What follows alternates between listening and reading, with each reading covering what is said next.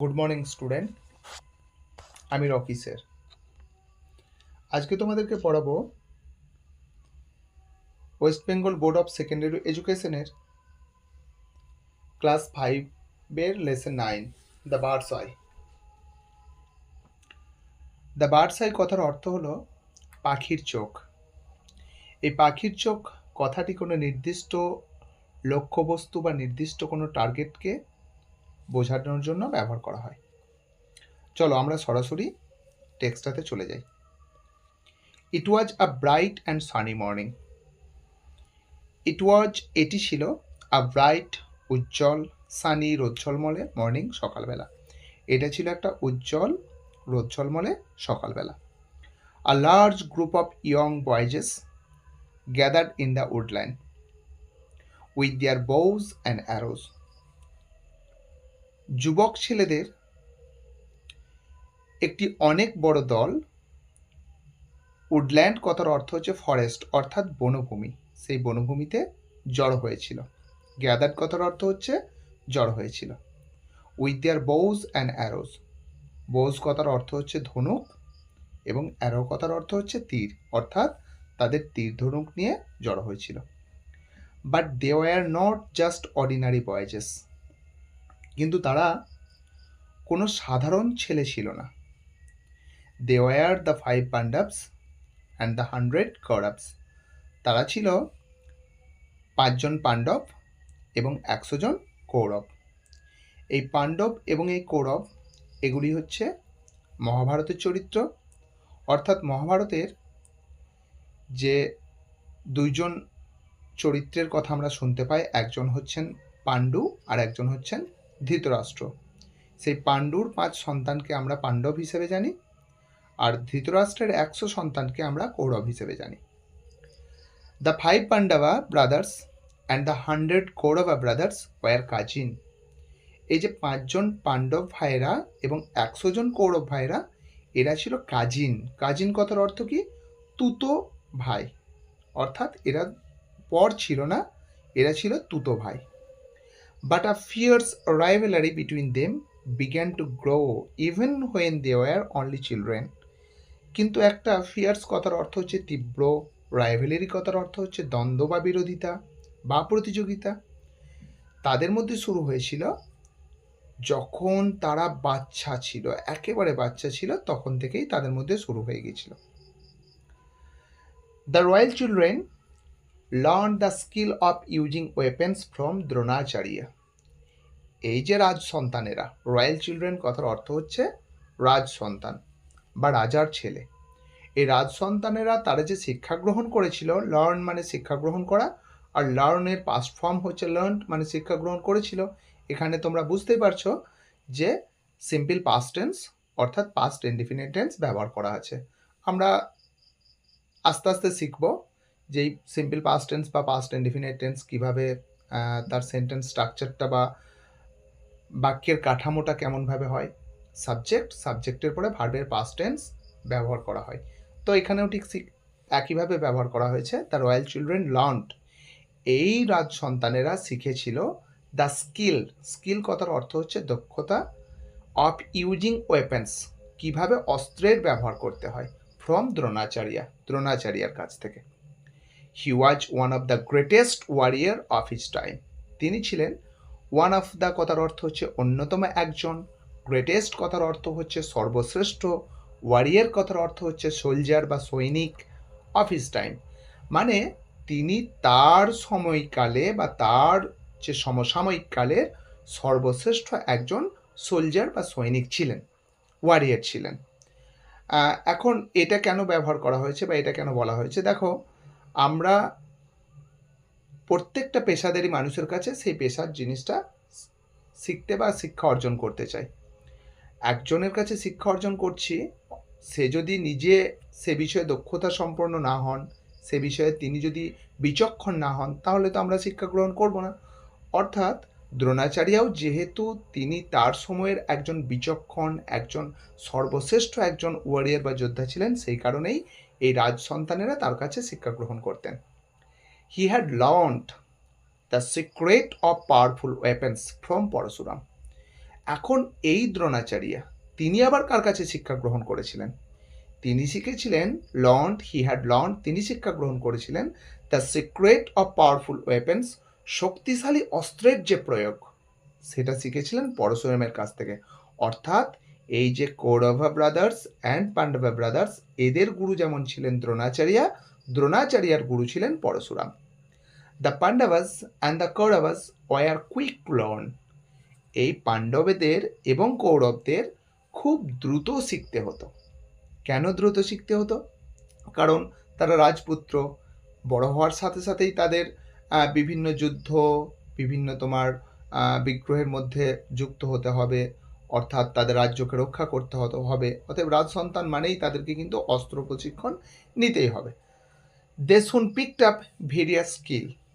তারা খুব দ্রুত পিকড আপ অর্থাৎ অর্জন করে ফেলেছিল, শিক্ষা অর্জন করে ফেলেছিল বিভিন্ন প্রকারের দক্ষতা। All the princess learned the use of all the weapons. সমস্ত রাজপুত্রেরা বা রাজ সন্তানেরা শিক্ষা গ্রহণ করেছিল বিভিন্ন ধরনের অস্ত্রের কিভাবে প্রয়োগ করতে হয়। Each of them had their own favourite weapons. তাদের প্রত্যেকের ছিল নিজের নিজের প্রিয় অস্ত্র। মানে সবাই যে একই ধরনের অস্ত্র প্রশিক্ষণ করেছিল বা একই ধরনের অস্ত্র শিক্ষা অর্জন করেছিল এমন কিন্তু না, বিভিন্ন রাজপুত্রের বিভিন্ন ধরনের অস্ত্র শিক্ষা ছিল। Duryodhana and Bhima favour the mace. এই দুর্যোধন যে ছিল কৌরবদের বড় দাদা বা বড় ভাই, এবং ভীমা যে ছিল পাণ্ডবদের দ্বিতীয় মানে মেজ দাদা বা মেজ ভাই, তো এদের দুইজনেরই প্রিয় অস্ত্র ছিল ম্যাস। ম্যাসের বাংলা হচ্ছে গদা। এই গদাটা কি ধরনের? গদাটা হচ্ছে অনেকটা সামনের দিকটা বা অগ্রভাগটা স্ফীত কুমড়ের মতো, আর তার সাথে একটা দণ্ড থাকে। আমরা যারা ছোটা ভীম, তোমরা যারা কার্টুন সিরিয়াল দেখেছো বা এই ধরনের দেখেছো বা তোমার ওই রামায়ণ দেখেছো টিভিতে, তারা হয়তো ম্যাস বা গদা সম্পর্কে তাদের একটা ধারণা থাকতেই পারে, বা তোমরা অন্য কোনো জায়গা থেকেও ম্যাস বা গদা দেখেছো বা পরে দেখে নেবে।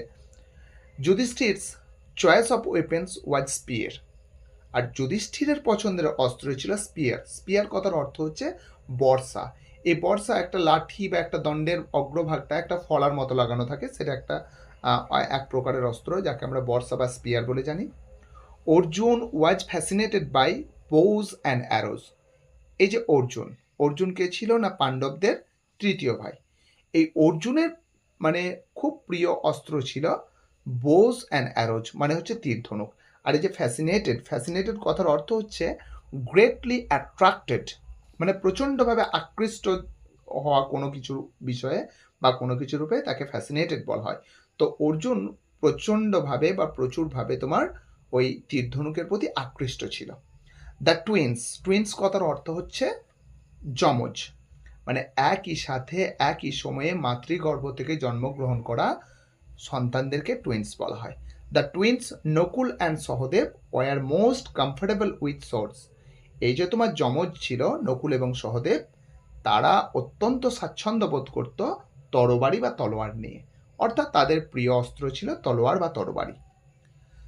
The Guru treated all his disciples equally. এখন যিনি ভালো শিক্ষা গুরু হবেন তিনি তো তার প্রত্যেক ছাত্রদেরকেই বা শিষ্যদেরকেই তিনি সমানভাবেই প্রশিক্ষণ দেবেন বা শিক্ষা দেবেন।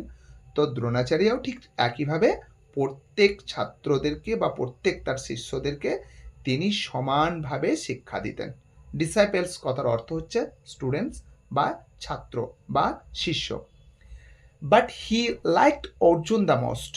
কিন্তু তিনি অর্জুনকে অনেক বেশি পছন্দ করতেন। তার কারণ থাকে, প্রত্যেক ক্লাসের সব ছাত্রছাত্রীদেরকে স্যাররা সমানভাবে বা একভাবে সবাইকে দেখলেও কোনো কোনো ছাত্রের ওপর বা কোনো কোনো শিষ্যের ওপর একটু বিশেষভাবে দৃষ্টি থাকে, তাদেরকে একটু বিশেষভাবে পছন্দ করেন। এবারে পছন্দ করার কারণ থাকে বিভিন্ন প্রকারের। তো অর্জুনের ক্ষেত্রে কি কারণ ছিল? Because Arjun practised this art with great concentration. কারণ অর্জুন এই যে আর্টটা, এই যে কলাটাকে, এই তীর ধনুক চালনার যে কলাটাকে, এটাকে সে প্রচণ্ড মনোসংযোগ, কনসেন্ট্রেশন কথার অর্থ হচ্ছে মনোসংযোগ। এখন কনসেন্ট্রেশনের আমরা যদি একটু দেখি যে বিস্তারিতভাবে যদি জানতে চাই তাহলে সেটা হবে ability to direct attention on single thing, কোনো একটা নির্দিষ্ট জিনিসের উপরে প্রচণ্ড মনোনিবেশ করার বা প্রচণ্ড মনোসংযোগ করার যে এবিলিটি বা সক্ষমতা, তাকে কনসেন্ট্রেশন বলা হয়। তো অর্জুন এই তীরধনুক চালনার যে প্রশিক্ষণটাকে, এটা প্রচণ্ড মনোসংযোগের সহিত সে প্র্যাকটিস করতো, সে অধ্যয়ন করতো।